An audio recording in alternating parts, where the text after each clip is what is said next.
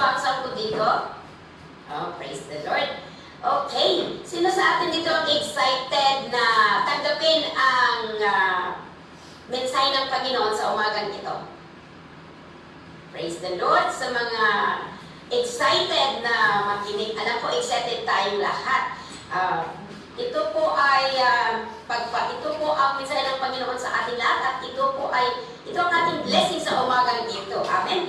Okay, so hallelujah. So, ang ating pag-aaralan sa umagang ito ay napaka-importante po. Ito po ay panawagan ng ating Panginoon sa lahat ng kanyang nilalang. At ito po ay napaka-importante, especially sa mga nangyayari sa ating mundo ngayon. Napaka-importante po ito. Napaka-importante po ito. At hindi po aksidente na ating papakinggan ito, kundi ito po ay nagtataon para sa ating lahat. Hindi lamang po sa ating sarili, kundi para ibahagi natin sa mga kapamilya natin, sa kakilala natin. Kasi po ito po ay tungkol po sa ating buhay at sa ating kasalukuyan. Hindi lang po dito sa mundo, kundi pati sa ating ating kaluluwa, ang ating kaligtasan po. So ang ating topic po sa umagang ito ay the importance of reconciling with God through Christ Jesus. Okay. Ang importansya ng pagkikipag-isa sa Diyos sa pamamagitan ni Hesus Kristo. So bago po tayo magpatuloy, samahan ako sa maikling panalangin. Panginoon, lubos po kami nagpapasalamat sa inyong kabutihan sa bawat isa sa amin, sa inyong bag at sa pagkakataon na ibinigay mo na muli po kami ay maupo sa inyong paanan upang makinig, matuto sa inyong Panginoon. At Lord, dalangin namin ang inyong banal na Espiritu ang siya kung magtuturo sa amin sa umagang ito, Panginoon. Bigyan mo kami ng kapanatagan ng loob at pag-unawa upang aming maintindihan ng may kaliwanagan, matanggap namin na may kaliwanagan itong mensahe mo at nawa ay maisapamuhay namin, Panginoon. In Jesus' name, Amen. Amen. Okay, so mga kapatid, buksan po natin ang ating Biblia sa Colossians chapter 1 verse 21 to 23. Diyan po ang ating mensahe. Sabi niya, once, mayroon ba tayong Tagalog? Okay, so, yan.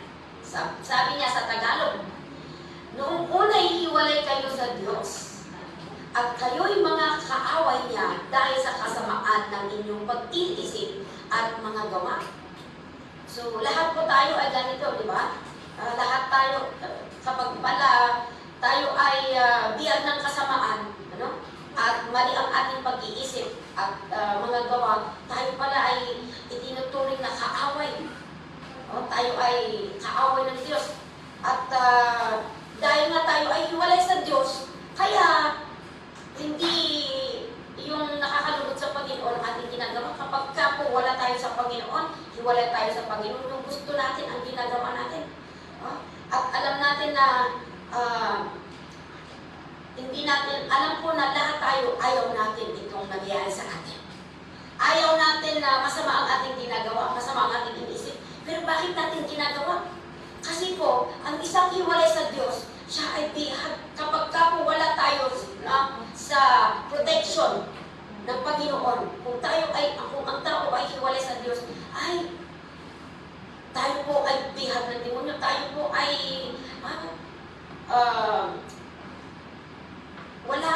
wala tayong lakas na labanan ang demonyo. Ayon sa Biblia, sabi niya, ang trabaho ng demonyo ay magnakaw, manira at pumatay. At ang binibiktima niya, yung mga hiwalay sa Diyos. Kasi hindi po kaya ng demonyo ang presensya, ang kapangyarihan ng Diyos. Kaya po, yung wala sa Panginoon, yung hiwalay sa Panginoon, yung walang pananampalataya sa Panginoon, sila yung binibiktima nila at kawawa.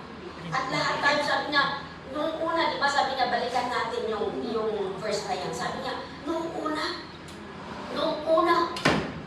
alam po natin, nung time ni Eva at Adam, dyan nagsimula. Dahil sa kanilang disobedience, dahil sa pagsuway nila, hindi nila sinunod yung utos ng Panginoon, ay hiwalay sila. At yan na ang tuloy-tuloy na nangyari sa buong sangkatauhan. No? So,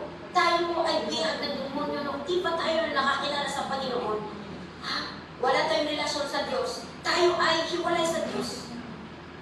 Kaya ang nangyari, hindi lang tayo hiwalay, tayo ay kaaway. Kaaway tayo ng Diyos na wala tayong kaalam-alam.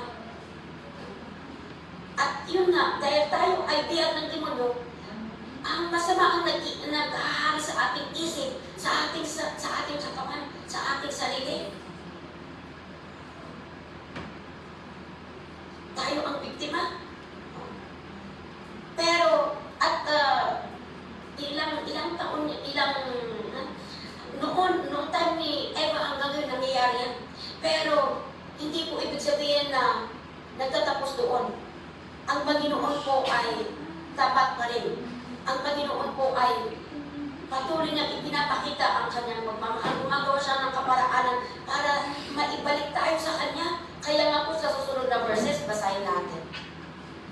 Subalit ngayon, sabi niya, ibinalik na niya kayo sa kanyang sarili sa pamamagitan ng kamatayan ng katawang tao ni Kristo. Walang kakayahan ang tao na magbalik loob sa kanyang sariling kakayahan na magbalik loob sa Panginoon. Kaya walang ibang makakapagbalik sa atin, walang ibang gumawa ng paraan, kundi ang Panginoon. Kasi alam nyo, tayo po ay nilikha ng Panginoon na kawawis niya. Ang ganda po ng plano ng Panginoon sa bawat isa sa atin. Ang original plan ng Panginoon sa tao, sabi niya, ay may maganda tayong buhay na hindi tayo nagigila, hindi tayo nagiging kaaway niya. Napakaganda ang na gusto niyang kapiling tayo palagi. No? So, pero yun nga, dahil nagkasala ang tao, nahiwalay tayo, pero napakabait ng Diyos. Na kahit na tayo ay makasalanan, we are wallowing in sin. Lumalangoy tayo sa kasamaan. Pero nung time na tayo lumalangoy sa kasamaan, dumating ang Panginoon, hindi po request ng tao na siya ay pumunta dito sa lupa para sagipin tayo. Pero dahil mahal niya tayo, ayaw niya na tayo na kanyang linikha, na ayon sa kanyang wawis ay mapunta sa impyerno, gumawa siya ng kaparaanan, ipinaglaban niya tayo na kanyang mga nilikha. Alam niyo, dalawang klase lang ang tao. Kahit na tayo linikha ng Panginoon, kung wala po tayo, wala po tayo relasyon sa Panginoon, hindi po tayo maituturing na anak ng Diyos. Yung lamang pong may Kristo sa buhay, yung may relasyon sa Panginoong Isus, sila ang tinatawag na anak ng Diyos. Sabi dito, praise the Lord, nung tayo ay hopeless, alam niyo, ang malaking problema ng tao sa mundo ay ang guilt. Guilt at yung hiya na dulot ng kasalanan. Yan ang malaking problema ng tao kasi wala tayong magawa. Pero, purihin ang Panginoon kasi gumawa ang Panginoon ng paraan. Balikan natin yung verse 23 po. 22 pa lang. Sabi niya, subalit ngayon, sabi ng salita ng Panginoon, ngayon ang araw ng kaligtasan. Hindi po aksidente na ikaw at ako ay nandito sa ating sitwasyon at nandito na nakikinig kasi gusto ng Panginoon na ibalik tayong lahat sa kanyang sarili. Kaya nga po ipinakita niya na hindi po siya nagbibiro, kundi ipinakita niya. Siya po sabi niya, ipinakita niya ang pagmamahal niya sa bawat isa sa atin sa pamamagitan ng kamatayan ng katawang tao ni Kristo. Siya po ay namatay para hindi para maging hero. Siya po ay namatay para sa ating mga kasalanan. Sabi ng Biblia, ang kabayaran ng kasalanan ay kamatayan. Tayo sana po ang ipapako sa krus dahil tayo ang nagkasala. Pero ang Panginoon, binigyan tayo ng pagkakataon na magsisi sa ating mga kasalanan. Kaya nga, siya po ang nagsakripisyo. Siya po ang naibako sa cross upang kung sino man ang sumampalataya sa Kanya, sino man ang maniniwala at tatanggapin niya ang Panginoon sa kanyang puso at maniniwala siya doon sa ginawa ng Panginoon sa cross, siya po ay magkakaroon ng bagong buhay. Magkakaroon po siya ng buhay na walang hanggan. Wala pong magiging bato dito sa lupa. Pero ang ating kaluluwa ay maliligtas po. Kasi po ang pupunta sa impyerno, itong katawang lupa, babalik po ito sa lupa. Pero ang kaluluwa natin, yan ang pupunta sa impyerno kung wala tayong Kristo sa buhay. Pero kung nanampalataya naman tayo sa Panginoong Hesus, meron tayong Kristo sa buhay, ang kaluluwa natin ay mapupunta po sa piling ng ating Ama. Kaya po napaka-importante po mga kapatid. Ang impyerno po mga kapatid, hindi po linika ng Panginoon para sa tao. Hindi po mga kapatid. Ayon sa Biblia, ang impyerno po ay ginawa ng Panginoon para sa demonyo. Pero, sabi niya, at sa mga susunod sa demonyo. Yung i-reject mo, binigyan ka ng pagkakataon, pero ayaw mong tanggapin. Yung patuloy na nagpapatuloy na naging kaaway ng Panginoon, sila po ang naisasama doon sa impyerno. Pero mga kapatid, hindi po galit ang Panginoon sa mga makasalanan. Galit po siya sa kasalanan, pero hindi po siya galit sa inyo. Sabihin mo sa katabi mo, hindi galit ang Panginoon sa inyo. Mahal niya po ang bawat isa sa atin. Kaya nga po siya gumawa ng paraan para tayo po ay makawala doon sa kasalanan. Wala pong ibang makakapagligtas sa atin sa kasamaan kung hindi ang Panginoon Kristo. Kaya nga po siya dumating dito sa lupa para po hanapin. Sabi ng Biblia, pumunta siya dito para hindi siya pumunta dito sa lupa para husgahan ang tao. Pumunta po siya dito para hanapin ang bawat isa na nawalay sa kanya at tulungan sila na magbalik sa kanyang piling. Kaya mga kapatid, huwag natin itong gawing bilog itong mensahe kasi ito po ay tungkol sa ating kaligtasan. Kung hindi po tayo magbalik loob sa Panginoon, nakakalungkot po mga kapatid. Nakakalungkot po. Kasi po, alam nyo, ang importansya ng pagkikipag-isa sa Diyos sa pamamagitan ng Yesu Kristo. Na tayo po, of course, si Jesus ang bridge. Si Jesus po ang tulay para sa pagkikipag-isa sa ating Panginoon. Dahil siya po, sabi niya sa binasa natin, siya po ang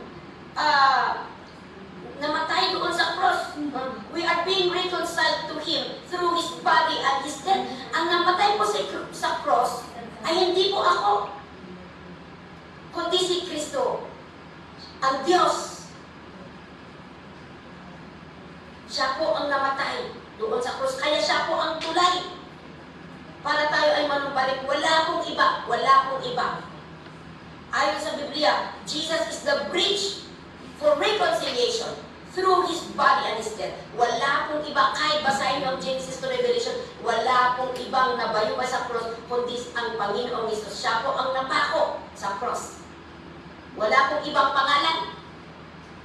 Kaya po, sabi niya, sa pamamagitan ni Kristo Jesus, tayo po ay makikipag-isa. Kaya po sabi niya, pag manalangin kayo, sabihin niyo doon, manalangin kayo sa pamamagitan ng nag-iisang pangalan, ang pangalan ni Jesus. At very important po ito na maintindihan natin. Kasi po, kung hindi natin susundin itong instruction, hindi po papakinggan ng Panginoon ang ating mga dalangin. Kung hindi natin idadaan sa pangalan ni Jesus, kung idadaan mo sa ibang tao, hindi po papakinggan ng Panginoon. Kaya, very clear po sabi na makikipag-isa po tayo sa pamamagitan ng ating Panginoong Jesus. At ito po, isang importansya na nabanggit doon sa verse 23. Tingnan nga natin sa verse 23. Ngunit kailangan, sabi niya, kahit po namatay si Jesus doon sa cross, para sa ating mga kasalanan, meron, sabi niya, ngunit kailangan ninyong manatiling tapat at matatag sa pananampalataya at huwag hayaang mawala ang pag-asang dulot ng magandang balita na narinig ninyo. Ang magandang balita na ito ay ipinahayag na sa buong mundo at akong si Pablo ay naging lingkod dito. Okay, alam natin ang istorya ni Pablo na minsan siya po ay kaaway ng Diyos, hinuhuli niya ang mga nananampalataya sa Diyos, pero nung nagkaroon siya ng enkwentro nakilala niya ang Panginoon doon sa Damascus Road, nagbago ang kanyang buhay. Nagbago ang kanyang buhay. Kaya po siya willing na kahit na siya ay pinapairam, kahit siya ay binibilanggo dahil sa pagtuturo niya sa salita ng Diyos, hindi po siya natakot, hindi po siya nag-give up, kasi alam niya, naintindihan niya ang ginawa ni Jesus doon sa cross at naintindihan niya, na kailangan, importante pala na may Jesus sa ating buhay. So, isa po, okay, mula sa verse 22, balikan natin muli yung verse 22.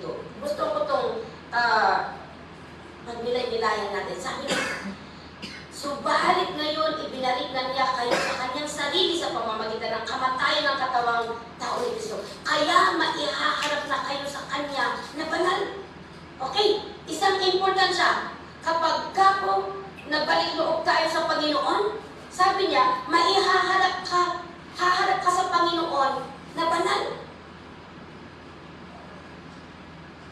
Darating yung time sa ayaw at sa gusto natin, haharap tayo sa Panginoon. Kung makikipag-isa po tayo ngayon sa Diyos, haharap tayo sa Kanya sa takdang panahon na banal. Pero kung hindi ka makikipagbalik loob sa Panginoon, ano ang mangyari? Takot tayo na, mahihiya tayo na harap sa Panginoon dahil alam natin na wala tayong maiharap na mukha. Sabi niya dito, si Jesus ang maghaharap sa atin. Ipipresenta tayo. No? Pagka tayo ay harap sa Panginoon, si Jesus po ang makikita ng Ama kapag ka po tinanggap mo ang Panginoong Jesus sa buhay mo.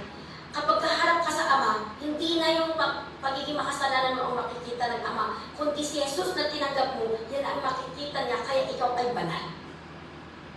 Pero paano kung wala si Jesus sa ating buhay? Wala tayong maiharap sa Panginoon. Kasi hindi natin pwedeng harapin ng Panginoon na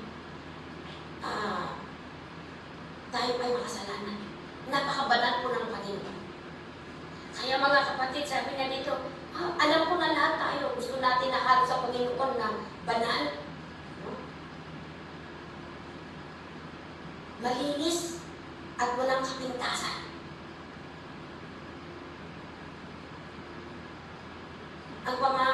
Ang sabi dito sa pamamagitan ni Yesu Cristo, kaya sa mga hindi pa tumanggap sa ating Panginoong Jesus, importante po ito. Pagkakataon na natin ito para tanggapin ang ating Panginoong Jesus bilang Diyos at tagapagligtas. Importante na may personal relationship ka sa Panginoon. Kasi ang kaligtasan po ay personal. Okay, so sabi dito,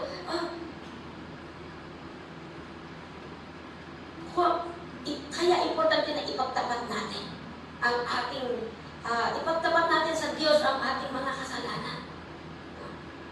Ipagtapat natin, hindi tayo mismo. Hindi natin iladaan na, okay, pinapanalangin namin kayo, pero iba pa rin kung tungkol sa kaligtasan, tinutulungan namin kayo na ipanalangin, pero maganda na tayo mismo ang magtatapat sa Panginoon. Kasi binigyan tayo ng access eh. Sabi nga doon, for God so loved the world, for whoever believeth in Him. Kaya, pwede tayong diretsyo na kausapin ang Panginoon, hindi natin kailangan idaan pa sa ibang tao.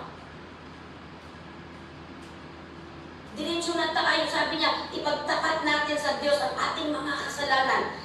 Dahil matapat siya at mapagpatawad siya sa ating mga kasalanan. At hindi lang niya tayo papatawarin sa ating mga kasalanan, kundi lilinisin niya tayo sa lahat ng ating kasamaan sapagkat ang Diyos ay matuwid. Kaya kapag po tayo ay lalapit sa Kanya at ipagtatapat natin ang ating kasalanan sa Kanya, willing niya na linisin ang bawat isa sa atin. Kahit willing po ang Diyos, kung hindi po tayo lalapit, hindi natin ipagtatapat sa Kanya, wala pong magagawa ang Panginoon sa atin. Kaya huwag nating palapasin ang pagkakataon. Lumapit tayo sa Diyos.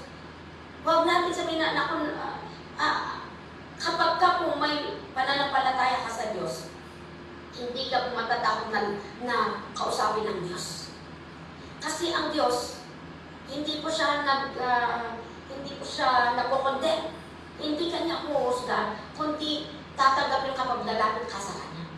Kaya huwag kang maiyak na lumapit. Alam niyo ang pinaka makapangyarihang panalangin? Ganito, Lord, help me. tulungan mo ako kasi ako ay makasalanan. Kailangan kita sa aking buhay. Yan lang. Isuko mo ang Diyos araw-araw. Kaya sabi na doon, para tayo ay kapag ka po ang may relasyon tayo sa Panginoon, lilinisin na tayo. At pagdating ng panahon, iharap tayo ng banal, malinis at walang kapintasan. Pangalawa na importansya, kapag ka po tayo ay nagbalik loob, tayo nakikipag-isa sa ating Panginoon, papakinggan ng Diyos ang ating mga dalangin. Ang Panginoon po ay hindi mahina para hindi tayo pakinggan o hindi tayo iligtas. Hindi po siya bingi para hindi tayo marinig kapag tumatawag tayo sa Kanya. Ngunit, ang ating mga kasalanan ang siyang naglayo sa atin sa Diyos. At iyan ang dahilan kung bakit hindi niya tayo, at yan ang dahilan kung bakit niya tayo tinalikuran at hindi siya makikinig sa ating mga dalangin.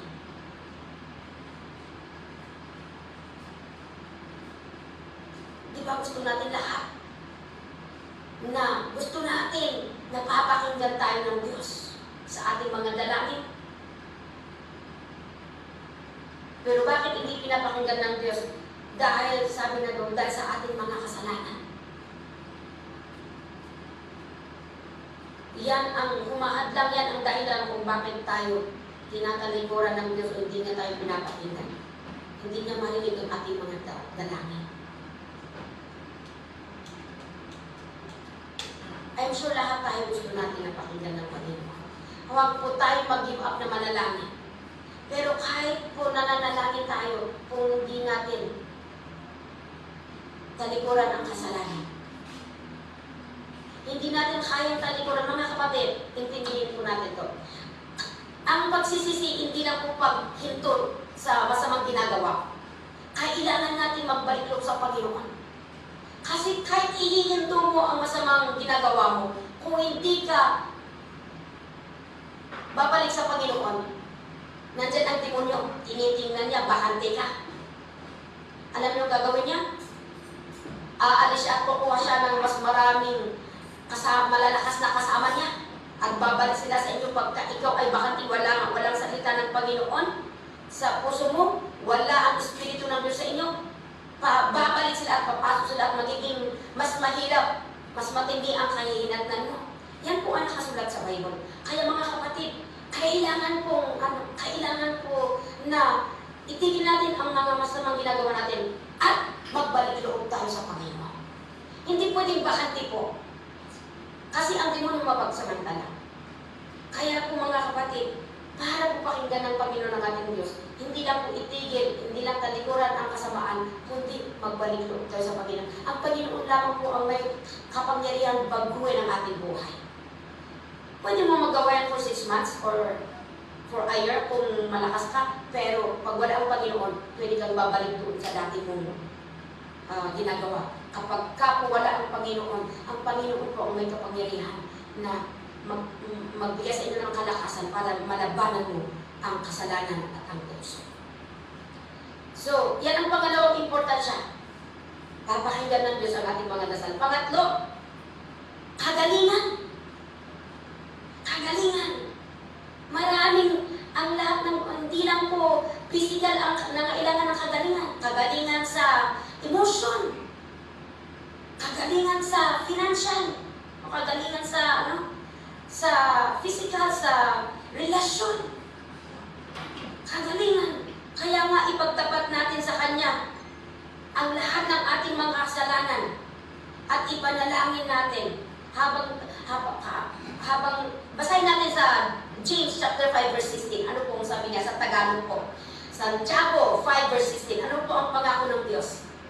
Sabi niya, kaya nga ipagtapat ninyo sa isa't isa ang mga kasalanan ninyo. Pagkatapos natin ipinagtapat sa Diyos, kailangan din magsuri tayo, humingi tayo ng kapatawaran sa mga tao na nagkasala sa atin o kaya kahit hindi siya nagkasala sa inyo pero ikaw ay nakakilala sa Diyos. Sabi niya, i-forgive mo, magpatawad ka. Sabi niya, ipagtapat natin sa isa't isa ang mga kasalanan ninyo at ipanalangin ang isa't isa upang gumaling kayo. See?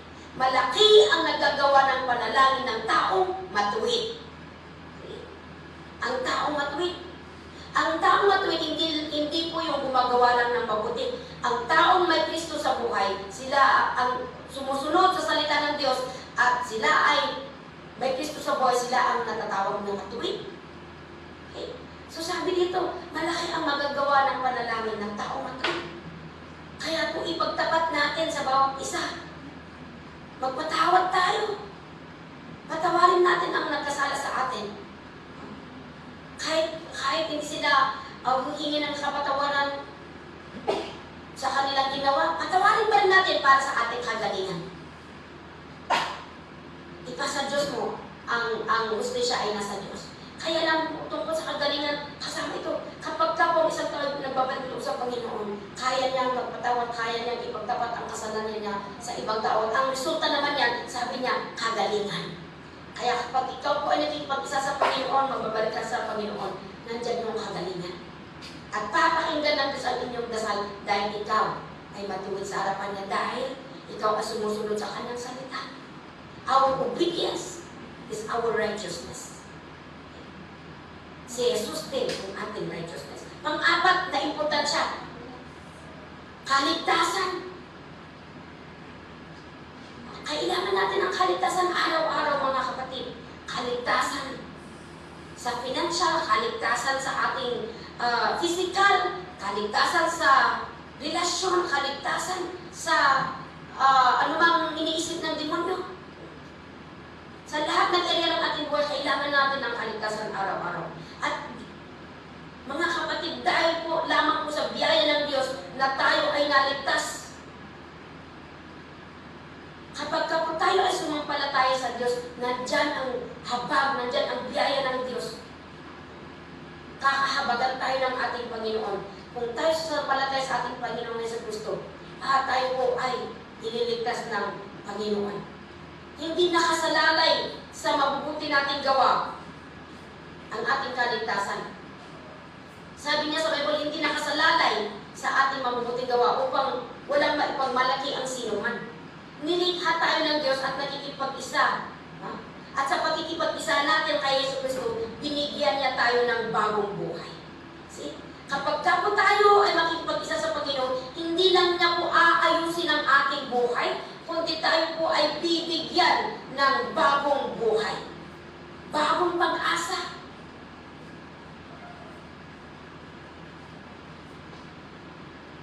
Malaya tayo. Tayo po ay palalayain ng Panginoon kapag po itong katotohanan na ating napapag-aralan, damo na marami tayong natututunan na salita ng Diyos, damo na tayo ay napapalaya sa pagkabiyag ng demonyo. Kapag po lalapit tayo sa Panginoon sa pamamagitan ng ating Panginoong Yesu Kristo, tayo po ay mapapalaya. Tayo po ay iniligtas niya, tayo ay kanyang puprotektahan. So, yan po yung mga importansya ng pagkikipag-isa sa ating Panginoong Hesus. Una, tayo ay ihahalap sa kanya na banal, malinis at walang kapintasan. No? Pangalawa, tayo ay papakinggan ng Diyos ang ating mga dasal. Pangatlo, nandyan yung kagalingan. Kagalingan. Hindi mo na mamalayan, nawawala na yung stress mo. Kasi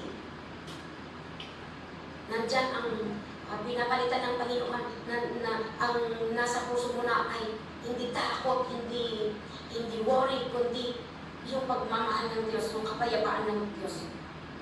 Pang-apat is kaligtasan. So, paano tayo makikipag-reconcile sa ating Panginoon? Pabalikan na natin yung verse 23. Verse 23. Hindi po sapat na tanggapin natin ang ating Panginoong Hesus. Pero sabi dito, ngunit kailangan nating manatiling tapat upang yung apat na ating na-discuss kanina ay ating matatanggap. Sabi niya, may part tayo. Kailangan nating manatiling tapat. Paano po natin mapapanatili ang kaligtasan, ang kagalingan, ang kasagutan ng ating mga dasal at tayo ay patuloy na iharap ng Panginoon na banal. Sabi niya, kailangan nating manatiling tapat. Hindi hindi pala one-sided, hindi sapat na tinanggap ang Panginoon ngayon, nalangin ka ngayon. Kailangan tuloy-tuloy. Kailangan tayo maging tapat.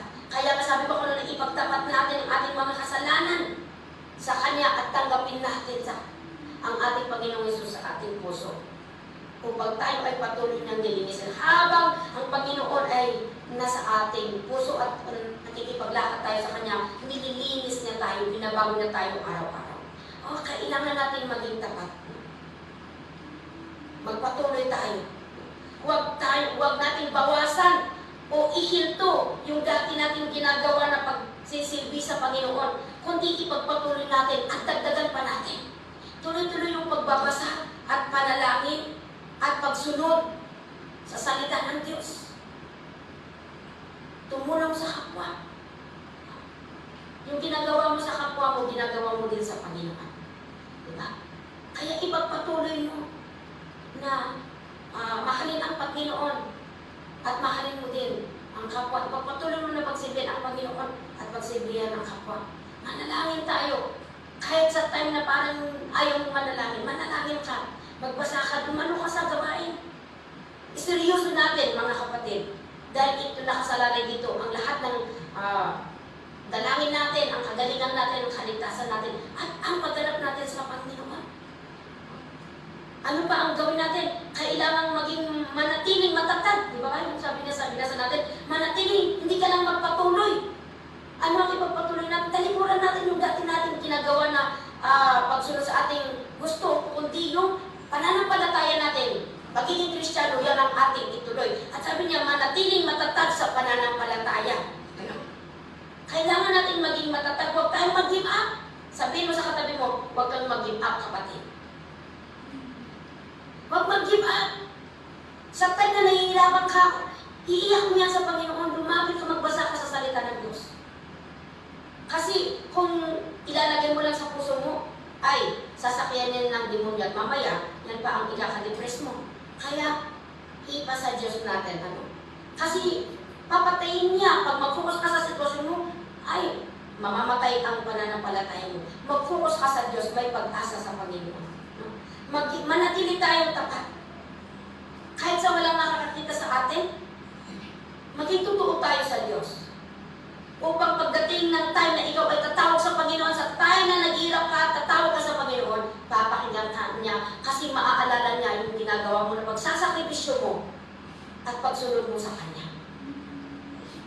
Pang-apat, isa pa, paano natin mapanatili yung pakikipag-isa natin sa Kanya? Sabi doon sa binasa natin kanina, huwag hayaang mawala ang pag-asang dulot ng magandang balita na narinig natin. Huwag hayaang mawala ang pag-asang dulot ng magandang balita. Mga kapatid, hindi mo man nakikita, pwede mong sabihin na, palagi akong nakikinig, palagi akong nananalangin, pero bakit nandito pa ako sa loob? Huwag kang mawala ng pag-asa. Magpakatatag ka sa pag-asa. I believe na every morning habang nakikinig tayo sa salita ng Panginoon, pag seryoso ka, talagang pinaniniwalaan mo itong salita ng Panginoon. Nagbibigay yan ng pag-asa kung bakit nasusurvive mo ang everyday. Dahil nandyan ang pag-asa na ibinibigay ng Panginoon sa inyo. Huwag natin hayaang mawala ang pag-asa dulot ng magandang balita na narinig natin, mga kapatid. Sabi ng salita ng Diyos, magpakatatag tayo sa pag-asa natin at huwag tayong mag-alinlangan sapagkat ang Diyos na nangako sa atin ay tapat. Paghawakan po natin.